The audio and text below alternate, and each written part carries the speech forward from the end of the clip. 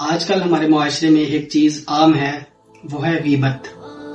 اور کچھ لوگ ایسے ہیں، ہم میں سے ہی ہیں، جن کو غیبت کی تعریف کا ہی نہیں پتا. وہ اس کو ثواب سمجھ کر کیے جا رہے ہیں.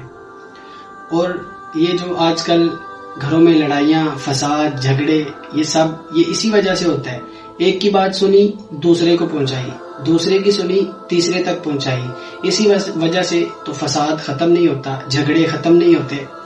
اور جب ہمیں کسی کی خوشیاں برداشت نہیں ہوتی تو ہم اس کی برائی شروع کر دیتے ہیں، غیبت کرنا شروع کر دیتے ہیں.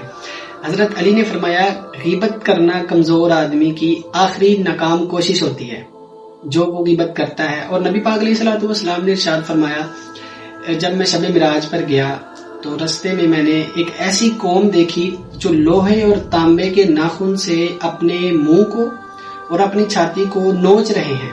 تو میں نے جبریل سے پوچھا کہ جبریل، یہ کون لوگ ہیں؟ تو جبریل علیہ السلام نے عرض کی کہ یا رسول اللہ، یہ وہ لوگ ہیں جو اپنے بھائیوں کی برائی کرتے تھے اور غیبت کرتے تھے.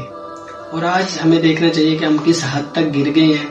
ہمیں اپنے گریبانوں میں جھانک کے دیکھنا چاہیے کہ ہم کیا کر رہے ہیں، دین کے راستے پر چل رہے ہیں یا اپنی مرضی کے راستے پر چل رہے ہیں.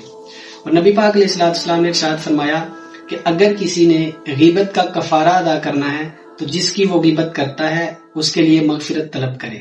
جزاک اللہ.